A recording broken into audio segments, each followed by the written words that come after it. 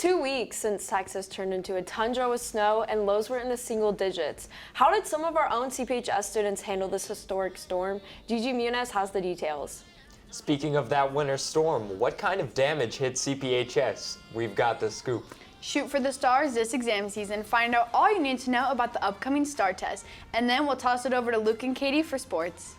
Preston Scott has got your top 3 things and Jack Polishuk for your scholarship of the week.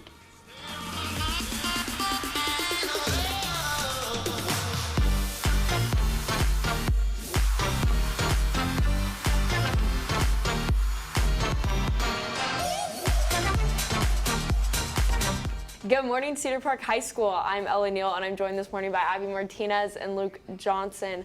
Guys, that snowstorm last week. I mean, we got a week and a half off of school. Seriously, I mean, it felt like another spring break. No, or it was another winter break. Yeah. I know, and I know that a lot of people are talking about just like, where did it come from? I've never seen weather like that here ever in my life. Yeah. So that's definitely interesting. It's like the whole 2 weeks extra spring break. Yeah. I want to fall for it again. Oh my God. Crazy. Gigi spoke with senior Callie Basanti about her neighborhood's experience during the storm. Gigi? Thank you, Ella. I talked with Callie about how she dealt with the storm and what she learned from it. During the recent snowstorm, Callie's neighborhood lost power and water. Callie and her family also struggled getting the supplies they needed to last them through the outage. Even though it was a difficult situation, Callie's neighborhood worked together on overcoming the obstacles presented to them. I live in a really small neighborhood. It's like 3 streets of houses and it's like newly built. And so we aren't like super close as like a community per se, but like I was able to like be like, oh my God, like these are people we can rely on. And I think that's really sweet. My mom didn't get to the grocery store in time to like have like a bunch of like food that we didn't have to cook. So they gave us like bread and like Nutella and like some milk. Actually, our other neighbors gave us milk, but like just stuff so we could like eat and stuff. When Callie was asked what she learned from her experience, she said, keep like basic necessities on hand because you never know what's gonna happen. Like it might not be a freeze, but it might be like a crazy like storm or like roads closed for some reason. Like you never know. a way to be prepared in the event of a widespread power outage or natural disaster is to have a basic disaster supply kit, which includes food, a battery-powered radio, a flashlight, a first aid kit, extra batteries, a whistle, a dust mask, duct tape, personal sanitation supplies, red short pliers, a manual can opener, local maps, and a cell phone with chargers and backup batteries. You can look online for more information on how to be prepared in case of emergencies. Back to you guys at the desk. Thanks, Gigi. I mean, did you guys have power or water? I was very lucky and kind of skipped over the whole Texas grid, but Abby? Yeah, we would lose power every like couple hours, and then we lost water for a couple days, but we were fine, but definitely a scary situation. Yeah, definitely. No one expected our 3-day weekend to turn into a week and a half off of school, but the storm that blew through not only the Cedar Park area, but throughout the entirety of Texas had other plans. From Valentine's Day weekend to the middle of last week, Texas's usually warm climate became what felt like a tundra. The record-breaking temperatures throughout that week and a half were accompanied by statewide power and water loss. Many homes, buildings, and lives are ruined due to the storm, but what damage was done right here on campus? From my understanding, there were a few times where we did lose power. We have a system here that is a fire panel system, and it deals a lot with the power and the water and those type of things. So we were fortunate that we didn't have any big, huge structural damage here. We did have some pipes that burst out towards the field house that, unfortunately, that was caught early. We did have a boiler system that was in the B building that kind of flooded.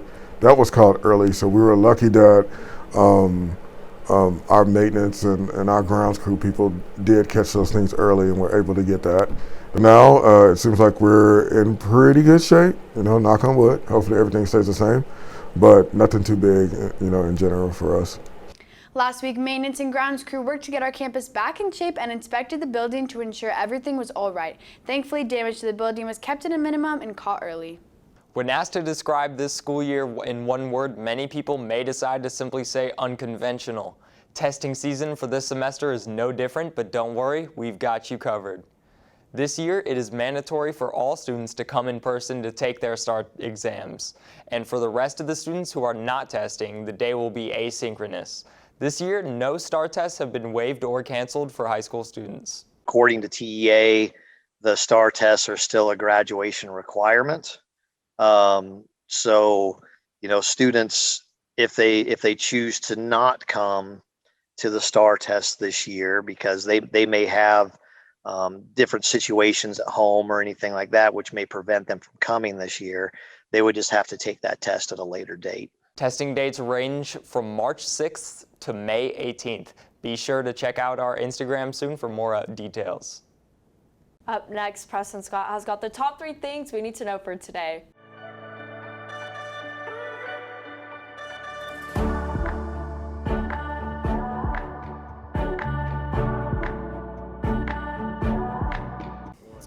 Good morning, CPHS. I'm Preston Scott, and here are your top 3 things you need to know for today. First up, the Golden Globes took place this weekend, and it featured some of Hollywood's biggest names.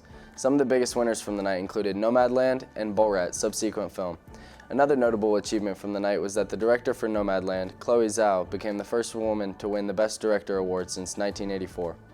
Next, a Connecticut ambulance company employee was arrested and charged for multiple cocktail attacks across the state. Richard White was arrested around 10 p.m. on Saturday by Pennsylvania State Police troopers. He's being held in Pennsylvania on a $150,000 bond. No one was injured in the attacks. His colleagues told police that he was in a physical altercation with another employee about 10 p.m. on Saturday following a disciplinary hearing in which he was placed on administrative leave. And lastly, a flight instructor and student pilot were rescued by a U.S. Coast Guard crew Saturday night after their plane experienced engine trouble, forcing them to ditch the aircraft in the ocean off the coast of Hawaii. The Coast Guard and Maui Fire Department also dispatched boats to the area where the single-engine plane went down. The 2 pilots were taken to a hospital with non-life-threatening injuries. Thanks, Preston. Guys, I did not watch the Golden Globes. What about y'all? No, I honestly haven't. Yeah, I didn't catch it either. No, but I feel like I've watched it all the other years, but for some reason this year I just maybe it just kind of snuck up on us. I don't know. But I did not get a chance to watch it. But congratulations to all of the winners. Heads up, Katie Whitmarsh and Luke Johnson are coming at you with your sports report. Hello, Cedar Park, and welcome back to the Wolfcast Sports Report. I'm Luke Johnson. And I'm Katie Whitmarsh. Starting off with a bang, our Lady Timberwolves basketball program has been putting in work in the UIL tournament. Absolutely. On Saturday, we faced off against Corpus Christi Veterans Memorial and took home a 61-39 win to advance to the regional finals. Their 5th matchup of this postseason will come as a familiar face in the form of Georgetown Eagles, who we have beaten twice in our 2 meetings with them. The game will be held at Liberty Hill High School tomorrow, and tip-off is at 7, so go out there and cheer on what's turning out to be an amazing postseason. Kicking it over to soccer, our varsity boys have been on a tear recently, and the last time they lost was 2 months ago. On Friday, our boys faced Liberty Hill, who we absolutely demolished with a score of 3-0. This game's man of the match has to go to senior Parker Forbes, who produced 2 goals for the Green and Black. They'll travel to Marble Falls today at 6 to continue their 3-game win streak and also to climb over the 50% win mark for the first time this season. Good luck, boys. Our girls fought hard against Liberty Hill, but sadly lost 2-0. This was their first loss in a while, and I don't expect them to lose against their next matchup. That's right. They will face the Glen Grizzlies at Glen High School, who have a record of 14 losses and 1 win. Tip-off is at 1:15. And finally, for our favorite sports played in the Diamonds, on Friday, the boys faced off against the Johnson Jaguars. Sounds familiar? Huh. Well, we blew them out with a score of 10-2, doing most of our damage right off the rip in the first inning. Way to go, boys. And lastly, the girls softball team drew their match against Smithson Valley Rangers 7-7. It's nice to miss an L, but to lose a dub is sad. Absolutely right.